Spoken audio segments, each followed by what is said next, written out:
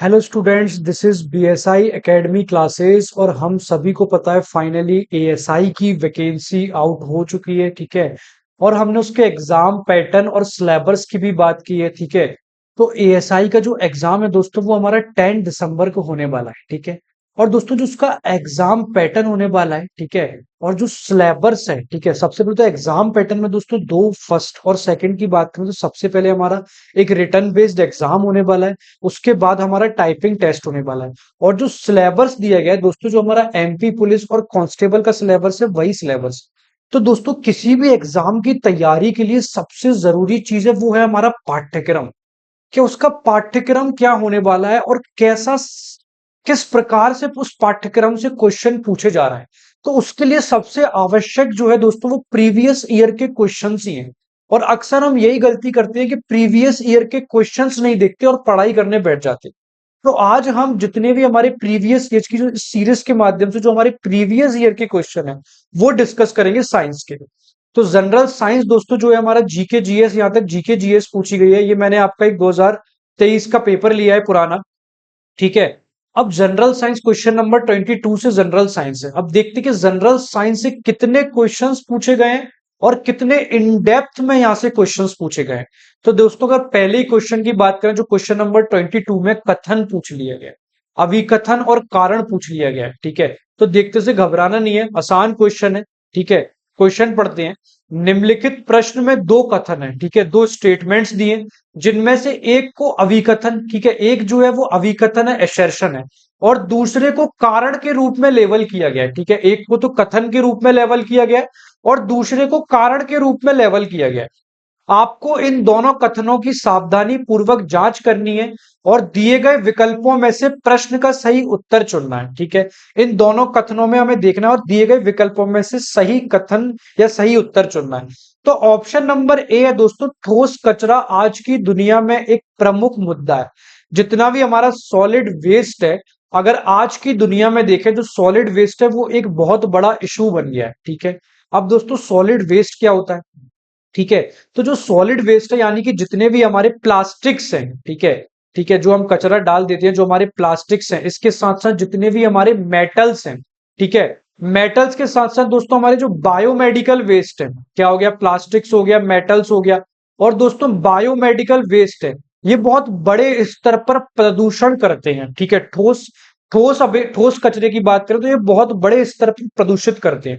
और ये सच है कि ये मिट्टी और पानी दोनों को प्रदूषित करने का काम करते हैं। ठीक है। जो भी हमारा ठोस कचरा है वो मिट्टी और पानी दोनों को प्रदूषित करने का काम करता है। तो ऑप्शन नंबर ए देखें, ए और आर दोनों सत्य हैं, both A and R is true. तो दोस्तों इसका जो करेक्ट आंसर हो जाएगा वो हो जाएगा option number A, both A and R is true. ठीक है। नेक्स्ट क्वेश्चन पर चलते हैं। नेक्स्ट क्वेश्चन है दोस्तों, निम्नलिखित में से किसमें विभेदित पादप शरीर नहीं है? Which of the following do not have a differentiated plant body? याद रखना, विभेदित पादप शरीर नहीं पूछा, विभेदित पादप शरीर नहीं है। दोस्तों जो हमारा थैलोफाइट्स होते हैं, थैलस आधारित, एल्गी आधारित जीव होते हैं। इनमें रूट्स हो गया, स्टेम हो गया या फिर लीव्स हो गया, इनका विभाजन नहीं होता। ठीक है। रूट हो गया, स्टेम हो गया, और जो हमारी लीव्स होती है इनका विभाजन नहीं होता है। ठीक है। तो ये ऐसे पादप शरीर है जिनमें इनका विभेदित या विभाजन नहीं किया जा सकता। तो दोस्तों इसका करेक्ट आंसर हो जाएगा ऑप्शन नंबर ए, थैलोफाइट्स। ठीक है। तो ऑप्शन नंबर बी डिस्कस करते हैं, ब्रोफाइट्स। तो दोस्तों जो ब्रायोफाइट्स है, सॉरी ब्रायोफाइट्स जो है वो एक रूट लाइक या फिर लीफ लाइक स्ट्रक्चर होते हैं। ठीक है। और उनका विभाजन किया जाता है। ये कैसे स्ट्रक्चर होते हैं? ये एक प्रकार के लीफ लाइफ स्ट्रक्चर होते हैं और इनका विभाजन आसानी से किया जा सकता है। क्लियर है यहां तक? अब हम आगे चलते हैं, आगे देखते हैं जिम्नोस्पर्म। तो दोस्तों जिम्नोस्पर्म तो एक प्रकार के well developed root stem leaves हैं। जो जिम्नोस्पर्म है ये एक प्रकार के वेल डेवलप्ड रूट स्टेम्स हैं। ठीक है। बहुत अच्छी तरीके से वेल डेवलप्ड रूट स्टेम्स हैं। यहां तक क्लियर है? अब हम नेक्स्ट देखते हैं। नेक्स्ट है हमारा टेरिडोफाइट्स। जो टेरिडोफाइट्स है ये एक प्रकार की डिफरेंटिएटेड बॉडी होती है, इन्हें पादप शरीर से कोई लेना देना नहीं है। तो इसका करेक्ट आंसर हो जाएगा ऑप्शन नंबर ए, जो थैलोफाइट्स हैं ये एल्गी आधारित शरीर है। इसमें रूट का हो गया, स्टेम का हो गया और लीव्स का विभाजन किया जाता है। ठीक है। बाकी सब में विभाजन नहीं किया जाता। अब हम क्वेश्चन नंबर 24 डिस्कस करते हैं। Suresh encounters an organism having bilateral symmetry, close circulation, and metameric segmentation. Help Suresh figure out that the animal is. देखो क्वेश्चन आसान है लेकिन कैसे घुमाया, ठीक है। सुरेश द्विपक्षीय समरूपता, बंद परिसंचरण और मेटामेरिक विभाजन वाले जीव का सामना करता है। यहां पर उन्होंने जीव का ही एक्सप्लेनेशन दे दिया, ठीक है। जो जीव है उसी के बारे में बता दिया। जो सुरेश है ना, वो एक प्रकार का ऐसा जीव देखता है जिसकी द्विपक्षीय समरूपता है, बंद परिसंचरण संचरण है और मेटामेरिक विभाजन है। सुरेश को यह पता लगाने में सहायता करें कि वह जानवर है, ठीक है। इन्होंने क्या बोला कि एक जीव की विशेषता दे दी और सुरेश को ये बोल दिया कि उसका पता लगा ये क्या है। दोस्तों जो मोलास्का होता है ना, ये पहली बात तो एक बायलैटरल सिमेट्री है, ठीक है। लेकिन इसमें ना क्लोज सर्कुलेशन हमेशा नहीं होता। यहाँ पर ऐसा जीव देखना है जिनका बंद परिसंचरण है, बायलैटरल सिमेट्री और दूसरा मेटामेरिक सेगमेंटेशन है। तो जो दोस्तों जो हमारा मोलास्का होता है इसका हमेशा क्लोज सर्कुलेशन नहीं होता। तो जो एनालिडा है, ठीक है, एनालिडा ये इसका इसमें ये सारी विशेषताएं पाई जाती हैं। एक प्रकार की द्विपक्षीय समरूपता हो गया, बंद परिसंचरण हो गया और मेटारोलिक विभाजन वाले जीव के सामना के लिए एक एनालिडा ही जाना जाता है। क्लियर है। अब हम नेक्स्ट क्वेश्चन देखते हैं। क्वेश्चन नंबर 25 है। कहा जाता है कि वातावरण का में कितने परसेंट औद्योगिक क्रांति से दुगना हो गया है कि जब से मानव ने जीवाश्म ईंधन को बहुत बड़े पैमाने पर जलाना शुरू कर दिया, ठीक है। The percentage of in the atmosphere is said to have doubled since the industrial revolution when human beings started burning fossil fuels on a very large scale. तो दोस्तों अगर नाइट्रोजन की बात करें तो नाइट्रोजन हमारे एटमॉस्फेयर में फिक्स्ड 78% भाग में नाइट्रोजन पाई जाती है, ठीक है। दोस्तों जो हमारी औद्योगिक क्रांति हुई थी, इंडस्ट्रियल रिवॉल्यूशन हुआ था, ठीक है। जो हमारा इंडस्ट्रियल रिवॉल्यूशन हुआ था, ठीक है, इंडस्ट्रियल रिवॉल्यूशन जो था उसके बाद फॉसिल फ्यूल की बर्निंग, ठीक है, फॉसिल फ्यूल की बर्निंग के बाद कार्बन डाइऑक्साइड का स्तर दुगना देखने को मिलता है, ठीक है। अब अगर हम ओजोन की बात करें, जो ओजोन जो है वो ट्रेपोस्फेयर में बढ़ा है लेकिन स्ट्रेटोस्फेयर में घटा है। तो इसकी अगर दुगने मापन की बात करें तो दुगना मापन बिल्कुल भी नहीं कह सकते, ठीक है। दूसरी ऑक्सीजन की बात करें तो ऑक्सीजन की मात्रा दोस्तों लगभग स्थिर है। तो कौन सा ऐसा प्रतिशत है वो औद्योगिक क्रांति से दुगना हो गया है जब से मानव ने जीवाश्म ईंधन को बहुत बड़े पैमाने पर जलाना शुरू किया गया है। तो इसका जो करेक्ट आंसर हो जाएगा वो हो जाएगा option number B, carbon dioxide, ठीक है। क्लियर है। अब हम नेक्स्ट क्वेश्चन डिस्कस करते हैं। क्वेश्चन नंबर 26 है। समुद्री मछली पकड़ने का काम द्वारा निर्देशित मछली पकड़ने के जाल द्वारा किया जाता है, ठीक है। जो मरीन फिश है उन्हें कैप्चर किस फिशिंग नेट्स गाइडेड, जो हमारा मछली बुनने का जो जाल होता है ना, ऐसा ऐसा जाल होता है, ठीक है, ये एक प्रकार का जाल होता है। वो marine fish capture is done by fishing nets guided by, यानी कि समुद्री मछली पकड़ने का काम किस ऐसी द्वारा निर्देशित मछली पकड़ने के जाल द्वारा किया जाता है। तो दोस्तों जो इको साउंडर है, इको साउंडर से पानी में मछलियां का लोकेशन, ठीक है, इको साउंडर है उससे पानी में मछलियों की लोकेशन का पता चलता है, ठीक है। और सैटेलाइट सैटेलाइट टेक्नोलॉजी है उस वो मॉडर्न फिशिंग में यूज होती है। तो ये जो टेक्नोलॉजी है हमारी इको साउंडर्स एंड सैटेलाइट, इसके माध्यम से निर्देशित मछली पकड़ने का काम किया जाता है। क्लियर है यहां तक। अब हम नेक्स्ट क्वेश्चन डिस्कस करते हैं। Question number 28। यहां पर रोग से क्वेश्चन पूछ लिया, डिजीज से क्वेश्चन पूछ लिया है। अमीवाइसिस एक ऐसा रोग है जिसमें रोगाणु प्रभावित करते हैं। जो अमीवाइसिस एक रोग है उसमें जो उनके रोगाणु होते हैं वो हमारे किस अंग को इफेक्ट करते हैं, ठीक है। तो इसका दोस्तों करेक्ट आंसर हो जाएगा इंटेस्टाइन, ठीक है। जो हमारा एंटामीवा हिस्टाइलिका रोगाणु होता है वो इंटेस्टाइन को अफेक्ट करता है और इसके द्वारा हमें जैसे डायसेंट्री या पेट में इंफेक्शन हो गया या फिर लूज मोशंस हो गए, ये लगने के चांसेस होते हैं, ठीक है। क्लियर है यहां तक। अब हम नेक्स्ट क्वेश्चन डिस्कस करते हैं। नेक्स्ट क्वेश्चन है हमारा क्वेश्चन नंबर 28।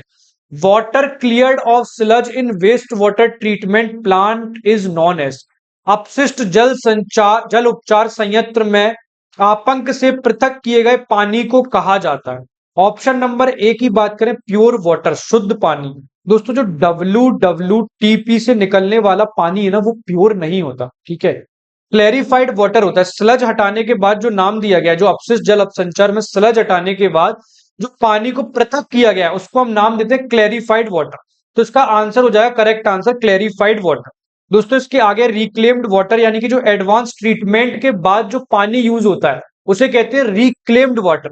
और आरओ वाटर तो हम सबको पता है एक अलग टेक्नोलॉजी है, घरों में ज्यादातर यूज की जाती है। ठीक है, क्वेश्चन नंबर 29 है दोस्तों हमारा, above the noise become physically painful to human ears। मनुष्य के लिए कितने डेसिबल से ऊपर का शोर शारीरिक रूप से दर्दनाक हो जाता है? तो दोस्तों अगर हम 10 डेसिबल से बात करें ना, तो 10 डेसिबल तो बहुत ही कम होती है। फुसफुसाहट नहीं करते हम, धीरे धीरे किसी की बुराई करना हो तो थोड़ी थोड़ी फुसफुसाहट कर देते हैं। तो इतनी सी जो आवाज होती है वो सिर्फ 10 डेसिबल तक काउंट होती है। जो हम और आप कन्वर्सेशन कर रहे हैं, ठीक है, जो मैं आपको समझा रहा हूं या पढ़ा रहा हूं, ठीक है, वो आमतौर पर 30 डेसिबल नॉर्मल कन्वर्सेशन की आप ले सकते हो। ठीक है, कि आप उस समझने के योग्य हो। ठीक है, तो वो हो गया हमारा 30 डेसिबल। 50 डेसिबल की बात करें दोस्तों, तो 50 डेसिबल एक मॉडरेट लेवल पर माना जाता है। कहां पे? एक प्रकार से मॉडरेट लेवल पर 50 डेसिबल माना जाता है। ठीक है, तो दोस्तों 80 डेसिबल से ऊपर का जो नॉइज होता है ना, वो फिजिकल पेन हो गया। ठीक है, जो आप बहुत हाई तेज में, फिजिकल पेन जब आप बहुत हाई इंटेंसिटी के साथ म्यूजिक सुनते हो तो वो बहुत तेज आवाज में 80 डेसिबल से ऊपर का साउंड होता है, वो फिजिकल पेन हो गया। या फिर वो पेन वो हमारे हियरिंग डैमेज कर सकता है। क्लियर है यहां तक? तो इसका करेक्ट आंसर हो जाएगा ऑप्शन नंबर डी, 80 डेसिबल। ठीक है, यहां पर चौक का आणविक सूत्र पूछ लिया है, what is the molecular formula of chalk. जो कैल्शियम कार्बोनेट है, जो चौक है, उसका मॉलिक्यूलर फॉर्मूला क्या है? तो दोस्तों इसका करेक्ट आंसर हो जाएगा CaCO3। कैल्शियम कार्बोनेट हमारे चौक का मॉलिक्यूलर फॉर्मूला है, करेक्ट आंसर होता है। ठीक है, नेक्स्ट क्वेश्चन डिस्कस करते हैं। क्वेश्चन नंबर 31, ओजोन परत जो है वो निम्नलिखित में से किस मंडल में पाई जाती है? ठीक है दोस्तों, जो ओजोन लेयर है ना, वो स्ट्रेटोस्फीयर में पाई जाती है। ठीक है, कहां पाई जाती है? स्ट्रेटोस्फीयर में। 10 से 50 किलोमीटर के मध्य में ओजोन परत पाई जाती है स्ट्रेटोस्फीयर में। ठीक है, और ओजोन परत की जो मोटाई नापी जाती है वो डॉप्शन में मापी जाती है। ठीक है, क्लियर है यहां तक? अब हम नेक्स्ट क्वेश्चन पे चलें। तो अब नेक्स्ट क्वेश्चन डिस्कस करते हैं, क्वेश्चन नंबर 32। निम्नलिखित में से कौन सी फसल आमतौर पर जायद मौसम से जुड़ी नहीं है? ठीक है, जो वाटरमेलन है दोस्तों वो भी हमारे जायद मौसम से जुड़ा है। ठीक है, तरबूज हो गया, कुकुम्बर हो गया, वो भी हमारे जायद मौसम से जुड़ा है। खीरा जो दोस्तों के, खीरा भी जुड़ा है। दोस्तों जो सनफ्लोवर है, सूरजमुखी है, ठीक है, वो रबी या खरीफ से माना जाता है, वो जायद से जुड़ा नहीं माना जाता। क्लियर है? अब हम नेक्स्ट क्वेश्चन डिस्कस करते हैं। अब हम चलते हैं क्वेश्चन नंबर हमारे 33। निम्नलिखित में से कौन सा पौधे का उदाहरण है जो प्रकंदों के माध्यम से अलैंगिक रूप से प्रजनन करता है? ठीक है, ऐसा कौन सा पौधा है जो अलैंगिक रूप से प्रकंदों के माध्यम से प्रजनन करने का काम करता है? दोस्तों जो स्ट्रॉबेरी है वो स्टोलन से रिप्रोड्यूस करता है। ठीक है, काय से रिप्रोड्यूस करता है? स्टोलन से रिप्रोड्यूस करने का काम स्ट्रॉबेरी के द्वारा किया जाता है। तो दोस्तों डेजी है हमारा, वो सीड्स के माध्यम से, सीड्स यानी कि बीज के माध्यम से प्रजनन के कार्य किया जाता है। दोस्तों जो फर्न है, फर्न में ना राइजोम्स वेजिटेटिव होते हैं, वो हमारे रिप्रोडक्शन के लिए हेल्प करते हैं। तो इसका करेक्ट आंसर हो जाएगा फर्न। ठीक है, एप्पल ट्री भी दोस्तों एक प्रकार का हमारा सीड है, बीज है। ठीक है, तो इसका करेक्ट आंसर है option number C, fern. Question number 34, next question discuss करते हैं। ठीक है, लीनियस का वर्गीकरण प्रणाली के बारे में निम्नलिखित में से कौन सा कथन सत्य नहीं है? जो हमारे लीनियस थे उन्होंने हमारी, ठीक है, कई प्रकार की वर्गीकरण प्रणाली दी थी। ठीक है, उनका क्लासिफिकेशन सिस्टम अलग अलग आधारों पर था। ठीक है, सब वो एक हमारे स्वीडिश वैज्ञानिक थे, उन्होंने हायरकियल स्ट्रक्चर भी अपनी क्लासिफिकेशन में सिस्टम में दिया था। ठीक है, तो इसमें सत्य नहीं पूछा है। तो पहला जो ऑप्शन है वो हो जाएगा लीनियस की वर्ग प्रणाली। लीनियस की प्रणाली एक पदानुक्रमित संरचना पर आधारित है। जो लीनियस सिस्टम है हायरकियल स्ट्रक्चर पर है, तो बिल्कुल है हायरकियल स्ट्रक्चर पर है। ऑप्शन नंबर बी है, लीनियस की प्रणाली प्रजातियों के नाम से द्विपद नामकरण का उपयोग करती है, तो बिल्कुल द्विपद नामकरण का, जैसे होमोसेपियंस हो गए, ठीक है, बिल्कुल करती है द्विपद नामकरण का। ठीक है, ऑप्शन नंबर सी है, लीनियस ने ऐसे जीवों को एक साथ समूहित किया जिनमें स्पष्ट शारीरिक लक्षण जैसे कि पैरों की संख्या या पत्तियों का आकार समान थे। बिल्कुल, जो हमारे वर्गीयस लीनियस थे, ठीक है, उन्होंने एक ऐसा क्लासिफिकेशन सिस्टम भी दिया था जिसमें जीवों की संख्या, पत्तियों के आकार, उस आधार पर उन्होंने क्लासिफिकेशन सिस्टम किया था। ऑप्शन नंबर डी है, लीनियस की वर्गीकरण प्रणाली विकासवाद के सिद्धांत पर आधारित थी और जीवों के विकासवाद संबंधों पर विचार करती थी। तो दोस्तों जो इसका करेक्ट आंसर हो जाएगा वो हो जाएगा ऑप्शन नंबर डी। जो लीनियस की वर्गीकरण प्रणाली थी वो विकासवाद के सिद्धांत पर आधारित नहीं थी। क्लियर है यहां तक? अब हम नेक्स्ट क्वेश्चन डिस्कस करते हैं। क्वेश्चन नंबर 35 है दोस्तों, निम्नलिखित में से कौन सा भाग अलैंगिक प्रजनन में भाग नहीं लेता? ठीक है, अभी हमने देखा जो स्टोलन है वो असेक्सुअल प्रोडक्शन रिप्रोडक्शन है और वो स्ट्रॉबेरी में भाग लेता है। ठीक है, अभी हमने देखा। दूसरा हमने देखा जो राइजोम है वो भी एसेक्सुअल है। ठीक है, जो फ्लावर है, जो प्रकंद है, फ्लावर का यूज जो है ना वो असेक्सुअल में नहीं सेक्सुअल रिप्रोडक्शन में यूज किया जाता है। ठीक है, जितने भी हमारे फ्लावर्स हैं जो उनका यूज किया जाता है वो एक प्रकार के सेक्सुअल रिप्रोडक्शन में उनका यूज किया जाता है। तो दोस्तों जो इसका करेक्ट आंसर हो जाएगा, इसका करेक्ट आंसर हो जाएगा ऑप्शन नंबर सी।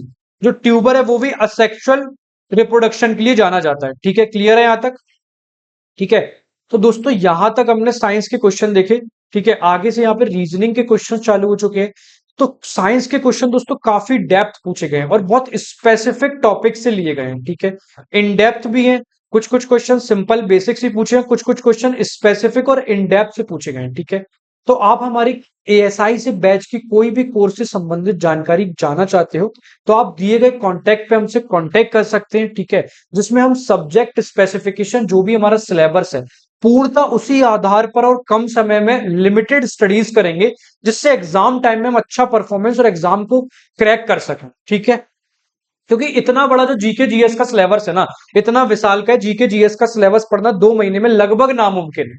ठीक है, तो आज की क्लास को हम यही बाइंड अप करते हैं, मिलते हैं हम अगली नेक्स्ट सीरीज में।